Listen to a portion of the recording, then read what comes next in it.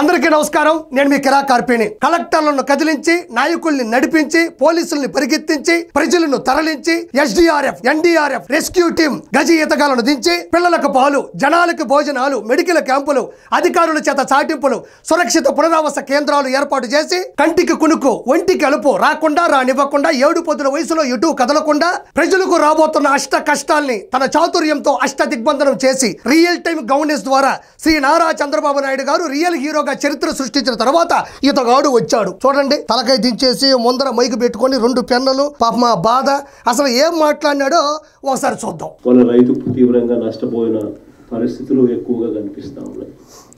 శ్రీకాకుళం నుంచి మొదలెడితే దాదాపుగా నెల్లూరు దాకా కూడా, ఇంకా నెల్లూరు నుంచి కూడా కాస్త ముందుకు కూడా ఈ ప్రభావం కనిపిస్తా ఉంది. కర్నూలు, కడప, అన్నమయ్య జిల్లాలు. మన ఆంధ్రప్రదేశ్ లో 26 జిల్లాలు ఉన్నాయి, 175 నియోజకవర్గాలు ఉన్నాయి. జిల్లాల్లో చిత్తూరు, తిరుపతి, అన్నమయ్య, కడప, కర్నూలు, నంద్యాల, శ్రీ సత్యసాయి, నెల్లూరు, ప్రకాశం, గుంటూరు, కృష్ణ, ఎన్టీఆర్, పల్నాడు, బాపట్ల, అనకాపల్లి, ఏలూరు, కాకినాడ, పార్వతీపురం, అల్లూరు సీతారామరాజు, విజయనగరం, శ్రీకాకుళం, విశాఖపట్నం, కోనసీమ, తూర్పుగోదావరి, పశ్చిమ గోదావరి 26 జిల్లాలు ఉన్నాయి. నువ్వు మొత్తం జిల్లాలు చెప్పలేకపోయినా ఒక 4 జిల్లాలైనా చూస్తా ఉంటావు కదా. యలహంక ప్యాలెస్ లో హెలికాప్టర్ వేసుకొని ఆ టీవీలో చూస్తా ఉంటావు కదా, ఏ జిల్లాలో సమస్య ఉంది, ఏ జిల్లాలో రైతులు ఇబ్బంది పడుతున్నారని. ఆ జిల్లాలు చెప్పడానికి కూడా మరి 2010 నుంచి 2024 మధ్య సీఎం గా పనిచేసావు, అంత ముందు కూడా ఉన్నావు కదా. జిల్లాల పేర్లు చెప్పడానికి కూడా పేపర్లు చూసుకోవాల్సినటువంటి పరిస్థితికి నువ్వు దిగజారిపోతే ఈ ఆంధ్ర రాష్ట్రం 2019 నుంచి 2024 మధ్యన ఎంతో మూల్యాన్ని చెల్లించుకో ఉంటుందో నేను నీకు ప్రత్యేకంగా చెప్పనక్కర్లేదు.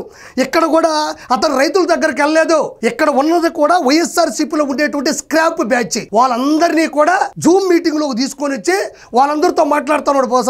నాకు తెలిసి వైవి సుబ్బారెడ్డి, ఆ దేవినేని అవినాష్, లేకపోతే బైరెడ్డి, వీళ్ళందరూ ఉండొచ్చు. అది కూడా ఎక్కువసేపు ఉంచరు. కాబట్టి నేను అనేది 3 రోజుల పాటు ఆంధ్రప్రదేశ్ అతలాకుతలం అయిపోయి వరదలతో ఇబ్బంది పడుతూ ఉంటే, అంటే పశుపక్షాదులకు కూడా పరిస్థితి బాగోలేని పరిస్థితులు ఉంటే నారా చంద్రబాబు నాయుడు గారు ఇంతకుముందు ఏం చేశాడో నేను చెప్పాను. నువ్వు మాత్రం అసలు కనబడిందే లేదు. ప్రజలకు ఏం జరుగుతుంది అన్న మీటింగ్ ఆ రోజు పెట్టింది లేదు.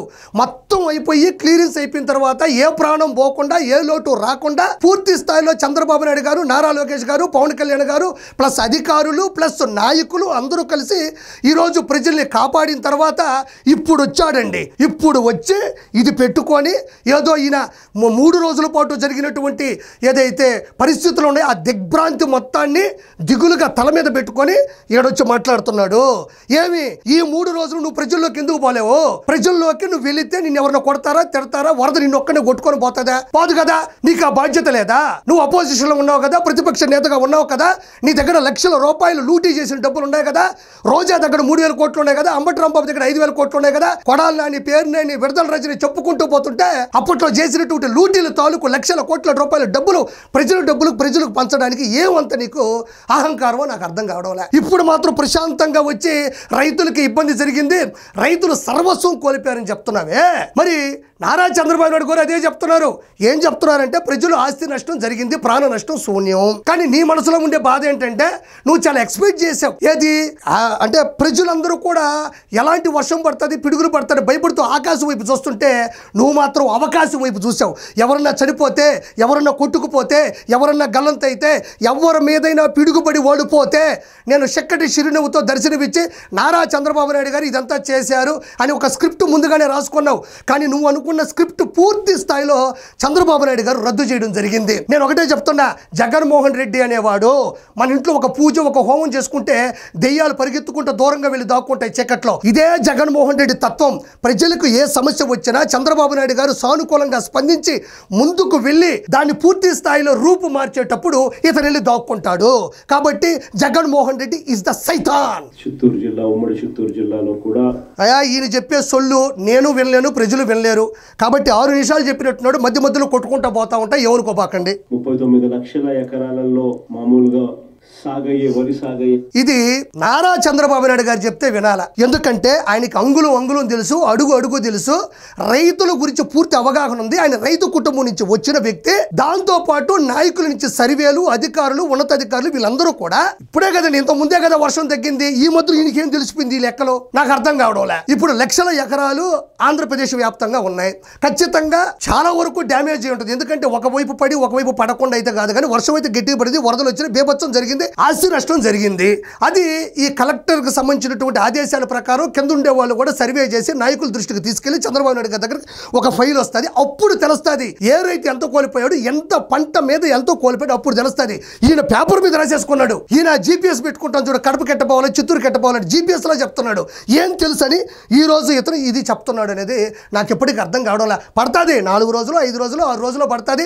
పూర్తి స్థాయిలో సమావేశంలో సమీక్షలో పర్యవేక్షణలో పరిస్థితుల దృష్ట్యా ఎన్ని ఎకరాలు అన్నది నికరాలుగా బయటపడుతుంది. ఈయన మాత్రం పేపర్ పట్టుకొని ఈయనంతా చూసేసినట్టు మొత్తం ఊర్లంతా తిరిగేసినట్టు ఈ రోజు బయటకు వచ్చాడు హెలికాప్టర్ వేసుకొని యలహంక ప్యాలెస్ నుంచి. కాబట్టి ఇంకా నేను ఈ వీడియో గురించి మాట్లాడే పరిస్థితి అయితే నాకు లేదు, నన్ను క్షమించండి. అయితే ఇక్కడ మనం కూడా గమనించాలి. ఇక్కడ చూడండి, సాక్షి ఫేస్బుక్లో అఫీషియల్గా వాళ్ళ సోషల్ మీడియాలో పెట్టినటువంటి వార్త ఇది. సీఎంగా లేకపోయినా తుఫాన్ నుంచి ప్రజలను కాపాడిన ఏకైక మగాడు. నువ్వు సీఎంగా లేకపోవడం వల్లే ఈరోజు ప్రజలు సంతోషంగా ఆనందంగా ఏ ప్రాణం పోకుండా ఇళ్లలో కూర్చొని ఉండారయ్యా స్వామి. సీఎంగా లేకపోయినా కూడా సీఎంగా నువ్వు లేకపోవడం వల్లే ఈ రోజు ప్రజలు సంతోషంగా ఉన్నారు. లేకపోతే నీకు రియల్ టైం గవర్నెన్స్ సర్వీసెస్ అని నీకేం తెలుసు? ఆర్టీజీ అనే దాని గురించి నీకు అబ్రివేషన్ తెలీదు, ఫుల్ ఫామ్ తెలీదు, దాన్ని ఎలా ఉపయోగించాలో తెలీదు, ఎలాంటి అధికారుల్ని అప్రమత్తం చేయాలో తెలియదు, ప్రజలు ఎలా కాపాడాలో తెలియదు, నీకు ఎన్డీఆర్ఎఫ్ తెలీదు, ఎస్డీఆర్ఎఫ్ తెలీదు, రెస్క్యూ టీం తెలీదు, ఏమీ తెలియదు నీకు. నీకు తెలిసిందల్లా ఒకటే, తాడేపల్లి ప్యాలెస్లో తాఫీగా కూర్చొని కాఫీ తాగి ఇంటి చుట్టూ ఇండియాలో ఉన్న ఇనుమంతా వేసుకోవడం తప్ప నీకు ఏ రోజైనా నాలెడ్జ్ ఉందా? సీఎంగా లేకపోయినా తుఫాను నుండి కాపాడంటాడు. ఓకే, నువ్వు సీఎంగా లేవు, 151లో 5 తీసి 2 ఒకట్ల మధ్య నిన్ను కూర్చోబెట్టారు. నువ్వు సీఎంగా లేకపోయినా ఎలా కాపాడావు? ఏ పక్క నుంచి కాపాడావు? ఒక డిబేట్ లేదు, ఒక ప్రెస్ మీట్ లేదు, ఒక ఇన్ఫర్మేషన్ లేదు, ఒక ట్విట్టర్లో పెట్టేటువంటి పోస్ట్ లేదు, నువ్వు ప్రజల మధ్యకి వెళ్ళింది లేదు, లేకపోతే నువ్వు మంచి ఇన్స్పిరేషన్ వీడియోలు పెట్టింది లేదు. నువ్వు ఏ విధంగా కాపాడావు? నువ్వు సీఎంగా లేకపోవడం వల్లే మొంతా తుఫాన్ నుంచి ఈరోజు ప్రజలు కాపాడబడ్డారు. నువ్వు గానుంటే ఎవరు గల్లంతయ్యేవాళ్ళు, ఏ పశుపక్షాదులు కొట్టుకుపోయి ఉండేటో కూడా ఈరోజు ప్రజలు చెప్పలేరు. కాబట్టి సిగ్గు శరం ఉంటే ఇలాంటి పోస్టులు ఎవరైనా సాక్షి టీవీలో పెడతారా? సాక్షి టీవీలో పెడతారు కాబట్టే వాళ్ళకి సిగ్గు శరం ఉండదు. ఇంకొకటి కూడా నేను ప్రత్యేకించి మీకు చూపించాలి. ఇలా చూడండి, చూడండి, కూటమి సర్కార్ రైతుల నడ్డి విరిచింది. ఇంకా చూడండి ఈయన ఆవేదన, ఈయన బాధ, కింద పేపరు. సాక్షి తాడేపల్లి, అమ్మో తాడేపల్లికి వచ్చాడు, యలహంక ప్యాలెస్ నుంచి ఇందాకే తాడేపల్లికి వచ్చాడు. మళ్ళీ ప్రజలకి ఏమవుతుంది అన్నది కాదు, జగన్మోహన్ రెడ్డికి బాధ. హెలికాప్టర్లో వచ్చేటప్పుడు ఏ పిడుగు పడుతుందా, లేకపోతే ఏ వర్షంకి హెలికాప్టర్ ఎగిరిపోతుందా అని ఆగాడు తప్ప ప్రజలకి ఏదో మంచి చేయాలని కాదు. ఒకటే, నారా చంద్రబాబు నాయుడు గారికి కానీ, నారా లోకేష్ గారికి కానీ, పవన్ కళ్యాణ్ గారికి కానీ, అధికారులకు కానీ, నాయకులకు కానీ నేను నా శిరస్సు ఉంచి నమస్కారాలు, కృతజ్ఞతలు తెలియజేసుకుంటున్నా. ఎందుకంటే ఏ ప్రాణం పోనివ్వకుండా, మీరు అసలు తిన్నారో తినలేదో తెలియకుండా మీ కుటుంబాన్ని కూడా పక్కన పెట్టి ఎవరికి ఏమీ కాకుండా మీరు చేసినటువంటి రిస్క్, చంద్రబాబు నాయుడు గారి ఆదేశాల మేరకు మీరు చేసినటువంటి ఈ గొప్ప పనికి ప్రజలందరూ హర్షిస్తున్నారు. ఇలాంటి నారా చంద్రబాబు నాయుడు గారు లాంటి ముఖ్యమంత్రి కానీ, నారా లోకేష్ గారి, పవన్ కళ్యాణ్ గారు లాంటి ఈ కూటమి నుంచి మీరు ఇంత విపత్తు నుంచి బయటపడేసిన మీకు నిజంగా ప్రజల తరపు నుంచి నేను కృతజ్ఞతలు తెలియజేసుకుంటున్నాను.